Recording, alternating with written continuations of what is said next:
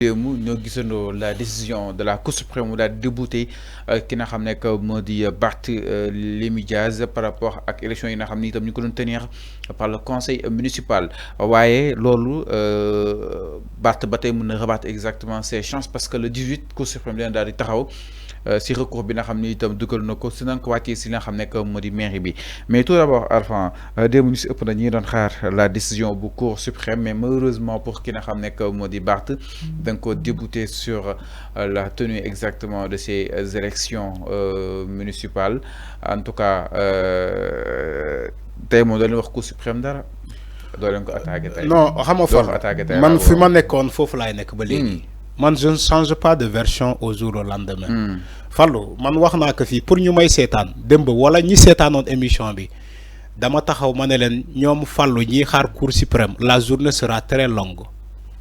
wax naa la ko fii démb j'étais répété même la chose après l'émission j'étais dit que Barthélémy Dias bi xaar Cour suprême la journée sera très très très longue pour lui. Il croit que la Cour suprême va lui donner raison. Yo, même waxo nga fi ni que la Cour la Cour n'a pas donné raison à Barthélémy Dias. Il a enregistré sa requête. Ne dina ci taxaw. Mais la décision est claire. Xama demb bi may taxaw dina la ñaari institution yi bokul. Dama la né la Cour suprême c'est un tribunal qui gère des dossiers judiciaires.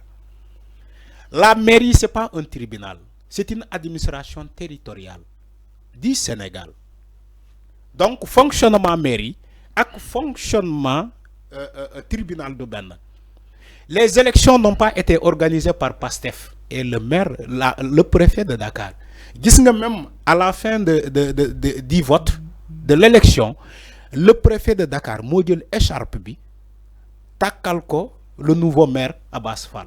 Donc loolu mooy que l'élection a été organisée par le préfet de Dakar. Préfet de Dakar m'a ordonné l'élection bi, m'a organisé, m'a coordonné, m'a convoqué le collège électoral de la mairie de Dakar. Né len kay len ñu voter pour élire le nouveau maire de Dakar en remplacement de l'ancien maire Barthélémy Dias. C'était ça. La Cour suprême n'y peut rien. C'est pour cela qu'elle a rejeté la requête de Barthélémy Dias. Les institutions beaucoup.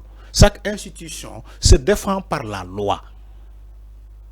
Cour suprême n'est pas compétent à rejeter les élections au niveau de la mairie de Dakar. C'est pas de sa compétence.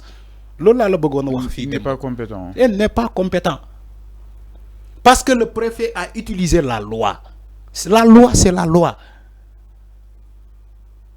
Maintenant, moi, je l'ai dit ici hier. Barthélémy Dias. Mais quand même, les dés ne sont pas jetés parce que. Non, bien sûr, bien sûr. La Cour suprême doit aussi recourbé. Si toutefois Barth am deug dafay dem jël sa place. Fallo. Même la requête du 18 septembre sera vaine. Non. Sera vaine. Man maa la ko wax fi. Néna le préfet de Dakar, ce qu'il fait, c'est la loi moko wax. Loi moko encadré. Te Cour suprême lu muy até day xol ndal le préfet dafa jëfé loi. Même le fait de déchoir Barthélémy Dias de la mairie de Dakar, le préfet a utilisé la loi. La loi. Khalifa Sall même l'a dit. Fallo. Khalifa il n'est pas de PASTEF. Merci. Félicitations. Oui. Non, dafa am lu mu bëgg wax fofu. Que ça dinañ ci ñëw bul yakamti. Yow kay bul yakamti. Wa nañ ko jaarale. Voilà, non, bul yakamti. Dinañ ñëw ci lolu. Dinañ ci lolu. Quand je te dis Khalifa même a expliqué comme quoi que c'est dans le fait de concourir à la loi qu'on a déchu Barthélémy Dias de la mairie de Dakar. Khalifa même il évoque la loi. Khalifa waxul jaay doole waxul ni que dañoo jaay doole Barthélémy Dias déedéet man j'aurais attendu Khalifa qui était son mentor de dire Barthélémy Dias dañ ko jaay doole ba génné ko ci mairie de Dakar mais Khalifa Sall ne l'a pas dit. Khalifa a prôné l'élégance républicaine dafa né ñi fi nek tay dañoo wara prôner l'élégance républicaine mais mom Khalifa il reconnaît depuis la France ni que le préfet de Dakar ce qu'il a fait c'est dans l'effet de concourir à la loi. Mota mu génné Barthélémy Dias de la mairie de Dakar. Khalifa il reconnaît la loi. Mota mané la Cour suprême elle reconnaît la loi. Elle agit sous le coup de la loi. le préfet, la décision qu'il a prise de déchoir Barthélémy Diaz au sein de la mairie de Dakar, c'est la loi qui lui a donné ce prérogative-là. C'est la loi qui lui a donné cette prérogative-là. Donc, moi, la requête de Barthélémy Diaz, Cour suprême jël nako en compte. Dina ci taxaw le 18, dina joxe verdict le 18 septembre, mais la réponse sera vaine. Barthélémy Diaz du ci am dara. Tu sais pourquoi? Parce que le préfet a utilisé la loi. Lola lay wax. Gis nga lum ko def demb, le fait de le débouter, il va faire la même chose le 18 septembre. Parce que Barthélémy Diaz, en réalité, ken jaayu ko doole. Ken jaayu ko doole. Ken jaayu ko doole. Nee naa la Khalifa Sall moom kese la ñuy jaay doole ci la mairie de Dakar te Macky Sall moo ko def. Il lui a chassé de la mairie de Dakar, daf ko dàkk. Fan la ñu mujjee xaalis bu ñu doon topp Khalifa Sall est-ce que fay na ko? Je pose la question aux membres de Benno Bokk Yaakaar ñoom ñiy dàkk Khalifa Sall de la mairie de Dakar ana xaalis bu ñu ko doon toppee 1,8 million. Je ne sais pas, 1,8 milliard. 1,8 milliard, presque 2 milliards. Mom la ñu doon topé Khalifa Sall. Est-ce qu'ils ont récupéré cet argent-là? Non. Dañoo tëj Khalifa Sall pendant 5 ans. Mu leer leen ni que waaji du bokk ci benn élection. Ñu xëy jël ay bagages am prison Cap Manuel sandi ko ca xaj. Ñu ne ko ñibil sa kër. Yow kenn toppewutu la dara. Macky Sall t'a gracié. Tu vois comment les règles de jeu? C'est ça les règles du jeu. Macky Sall dafa tëj Khalifa Sall pendant 5 ans après mu xëy gracier ko. Khalifa ne ko man soxlawuma grâce dama bëgg nga tëggaat sama procès. Macky Sall ne ko génnal ci kaso bi ca xaj. Man li ma bëggoon am naa ko. Tëj la pendant 5 ans comme ça dootoo tekkiyeeti dara dootoo bokkati ci élection mais Barthélémy Diaz kenn defu ko loolu. Barthélémy Diaz kenn defu ko loolu. Mais ce n'est pas une raison de comparer lu jubul. Non si. li ngeen wax Macky Sall lu mu def jubul. Donc pourquoi non lu ñu def Barthélémy Diaz dafa jub. Loolu laa la bëgg a wax pour nga ko xam loolu.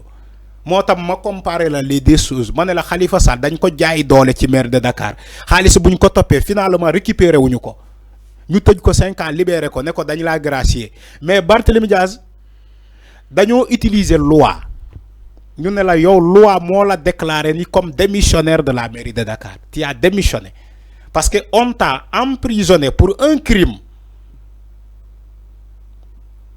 Yaa ngi dégg wax ji.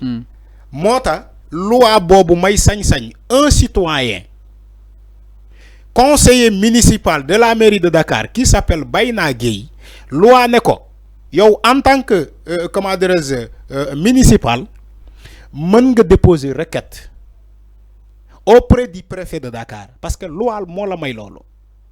Toutefois de déclarer Barthélémy Diaz comme démissionnaire en utilisant la loi 278 soit 258 des collectivités territoriales moo la may sañ-sañ boobu. C'est ce que Bayna Gueye a utilisé comme motif. C'est de bonne guerre dans la politique parce que Barthélémy Diaz moo njëkk a tëj xale boobu. moom moo ko njëkk a tëj. ba pare il déclare à ses parents ni que j'ai fait de la politique te Bayna xam na ni que j'ai fait de la politique. Maintenant quand Bayna Gueye s'est rendu compte ni que moom tamit loi may na ko pour mu déchoir Barthélémy Diaz de la mairie de Dakar dafa utiliser tamit loolu. Donc est-ce que mënuñoo nekk ci rubrique de revanchard concrètement suñu déggee ngay wax ni. Non, il y a pas, Bayna ne fait pas partie de la République. Fallou, Bayna il fait pas partie du gouvernement. Mais il fait partie d'une non, mais il fait partie d'une entité. Non, Fallou. Mais il fait partie d'une entité. Bayna il n'est pas dans le gouvernement. Bayna nekkul ci gouvernement. Tu peux pas parler de république. République boo koy wax mooy une personne qui incarne la République. On parle de république revanchard.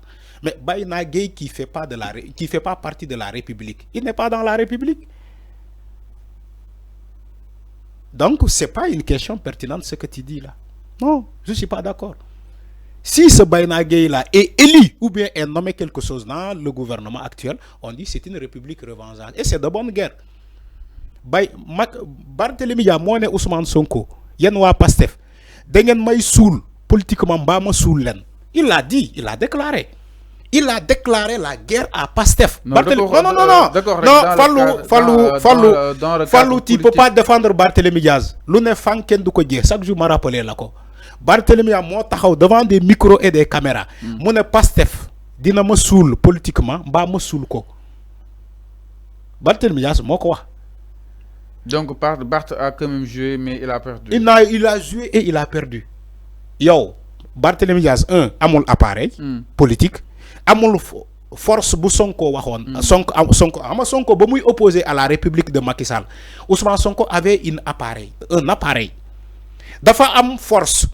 La force de Ousmane Sonko c'était le peuple. Dafa am mbolo. Barthélémy Diaz amul mbolo. Amul appareil, amul force. Qui dit que toi, tu vas déclarer la guerre à Pastef, qui incarne le pouvoir, qui incarne la République. C'est l'État. Pastef aujourd'hui, c'est l'État. Te Barthélémy Diaz moo ne État xajul ci kenn mu loolu la doon wax Ousmane Sonko ba muy xeex ak Macky Sall Barthélémy Diaz di jàppale Macky Sall di ne Ousmane Sonko État xajul ci nit. ma ñëw ma daaneel foofu. mu ne Ousmane Sonko Barthélémy Diaz mu ne Ousmane Sonko l'État a toujours raison. Alors mi non. Maintenant quand il dit l'État a toujours raison yow ngay déclarer la guerre à Pastef. En sachant que Pastef bala muy accéder au pouvoir dafa am doole. Doole Pastef mooy le peuple. Tay mu incarne l'État, c'est puissance 3. Alors, quand il dit puissance 3, la première puissance c'est Ousmane Sonko, la deuxième puissance de Pastef c'est le peuple, la troisième puissance de Pastef c'est l'État. Puissance 3 contre Barthélémy Diaz. Mais yo, dañ lay balé. Alors, et il a joué. Barthélémy Diaz a joué et il a perdu. Je pense que le président a en puissance.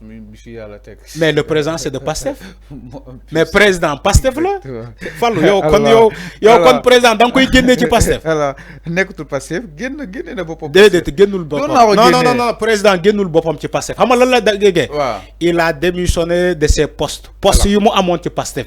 Mais il a la carte de membre de Pastef et il est de Pastef. Normal tant que Pastef. Alors ñu ñëw aussi leneen du côté de la régie exactement ginnaaw loolu alors sans que maa la ko doon wax concrètement day ñëw si